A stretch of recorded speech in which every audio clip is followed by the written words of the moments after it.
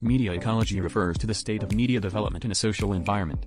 It is an interconnected structure and can be divided into the following angles to understand: individual, relationships with other media, and society. And there are physical and mental effects on our human beings.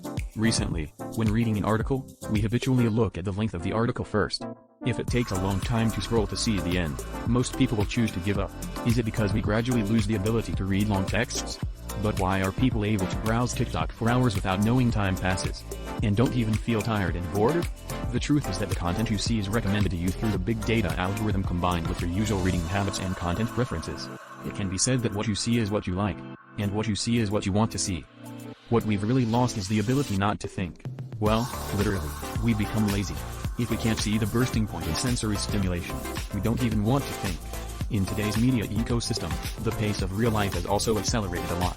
If the article is relatively long, we may need to spend a lot of time to understand what happened. People may want to see the result rather than the process. Yes, Newton became a genius because of the apple. How does the medium change other media? 20 years ago, we saw people sitting in parks with newspapers in their hands. Then family and friends get together to discuss what news reports happened yesterday. The form of print newspaper is slowly disappearing today. People like to get news quickly online. For instance, we can now know in real time who won the World Cup through Twitter and TikTok. So this has also led to the fact that the newspaper industry is transitioning to digital. These news agencies have their own Twitter accounts and publish news on it. For example, like this. Since the invention of the internet, fewer and fewer people read print newspapers. Let's look at this data. 1 in 5 adults says they frequently use social media to get news, a higher percentage than frequently using print newspapers, 16%. Instead of reading from print newspapers, it seems that when more people talk about the World Cup, they will tell their friends, "Come on guys, look at this on Twitter." Audience patterns have shifted to social media. How does the medium change society? Fiercely, Twitter exists so that we all have the freedom and right to speak in society.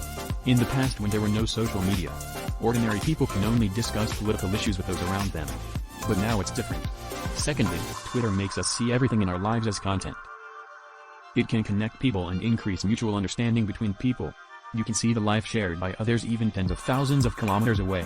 However, there is also a lot of false information or fake news on Twitter, and it will hurt people mentally or physically.